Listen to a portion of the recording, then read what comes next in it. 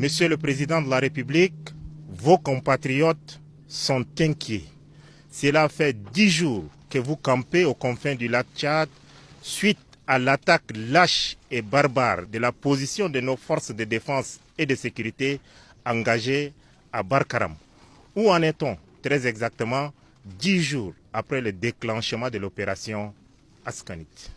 Merci. D'abord, je voudrais vous répondre par rapport à l'inquiétude de la population pour mon déplacement ici au lac Tchad. En tant que président de la République, chef de l'État, chef suprême des armées, garant de la sécurité de nos concitoyens, garant aussi de l'intégrité territoriale de notre pays, il est de mon devoir de venir au lac Tchad, là où il y a eu l'attaque barbare qui a endeuillé beaucoup de familles. Nous avons eu beaucoup de martyrs et beaucoup de blessés. Donc, pour moi, il était très important de venir sur place pour d'abord compatir avec les soldats sur le terrain. Ensuite, comprendre ce qui s'est passé et prendre des mesures pour que cela ne se répète plus. Et pour prendre des décisions, il faut être sur le terrain. Il faut comprendre qu'est-ce qui s'est passé. On ne peut pas comprendre les choses en restant en Djamena, dans un bureau ou bien dans une chambre pour prendre des décisions. Il faut être sur le terrain. Et moi, je suis un soldat. Et en tant que soldat, je sais que pour prendre de bonnes décisions en ce qui concerne la sécurité, il faut être sur le terrain. Je sais que beaucoup de mes compatriotes sont inquiets par rapport à mon déplacement. Mais je voudrais leur dire juste, je suis un homme de foi.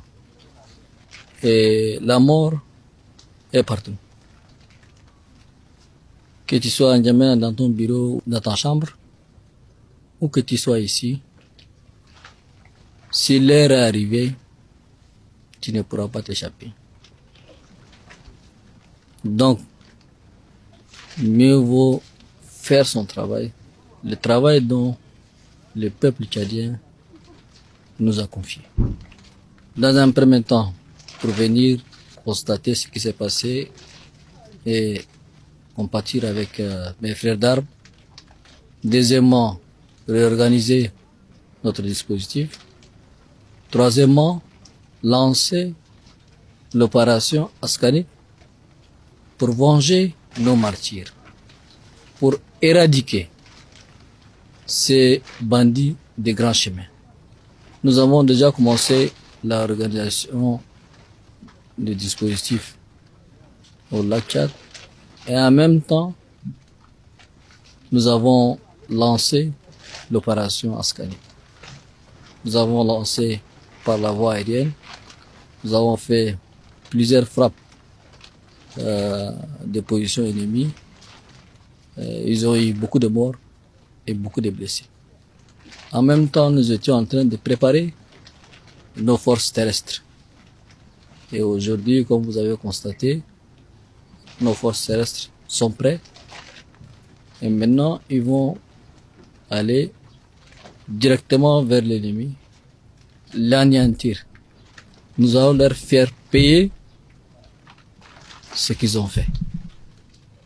En votre qualité de chef suprême des armées, quel est le moral de vos troupes engagées en ce moment dans l'opération Askanit? D'abord, vous avez vu tout à l'heure, comme moi, quand j'étais avec le soldat, l'aile morale est haut. Et ils sont même pressés, très pressés depuis le début de lancement de cette opération pour partir, mais nous avons jugé qu'il faut les préparer avant de partir. Donc aujourd'hui, je suis venu pour lancer cette opération. Et vous avez vu comment ils sont pressés, comment ils ont le moral. Et ça, c'est dans l'ADN de l'armée tchadienne. L'armée tchadienne a toujours eu le moral haut. Elle n'a jamais baissé les bras contre l'ennemi. Monsieur le Président de la République, qui est-ce qui remportera la guerre asymétrique engagée en ce moment aux confins du lac Tchad? Est-ce l'armée nationale tchadienne ou les éléments de la secte Boko Haram? Je ne suis pas dans le secret de Dieu. Mais, à mon avis personnel,